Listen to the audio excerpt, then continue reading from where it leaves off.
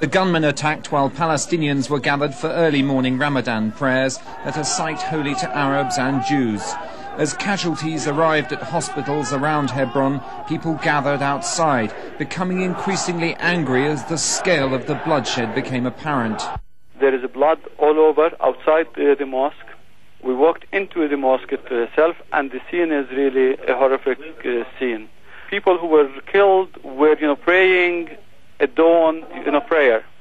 And they were actually in the praying, process itself. They were kneeling down. At least 48 people killed, shot down at prayer.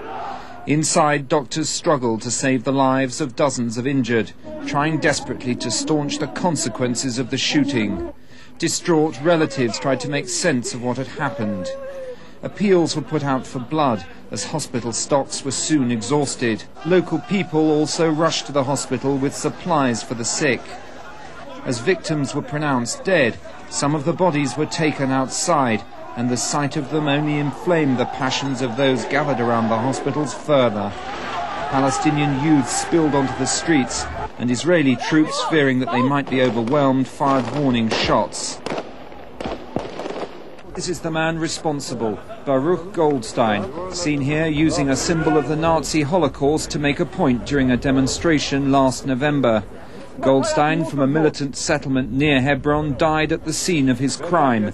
Palestinian eyewitnesses say there was more than one gunman. Israel disputes that, and there's been condemnation of the attack from across the political spectrum. This deranged action of the lunatic individual will not prevent the reconciliation between the citizens of the State of Israel and the Palestinian people. It's a despicable, abominable crime. It's a horrible, horrible crime that has to be condemned with any words of condemnation that a civilized human being can summon. In Gaza, there were running battles all day between Israeli troops and Palestinian youths who blamed the very existence of Jewish settlements for today's events. 3 Palestinians were shot dead, according to the Israeli army, and at times even the ambulances were coming under fire.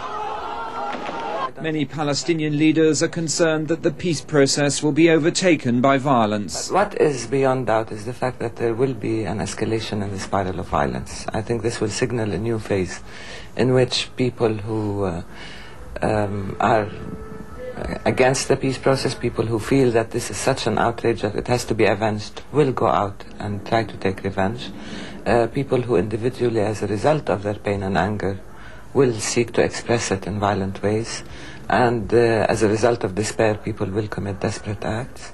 The size of the death toll and the significance to Muslims of an attack on people at prayer during Ramadan mean that at the moment Palestinian emotion is speaking louder than Palestinian reason. But if the peace process is to survive, both sides will have to curb their extremists, and quickly.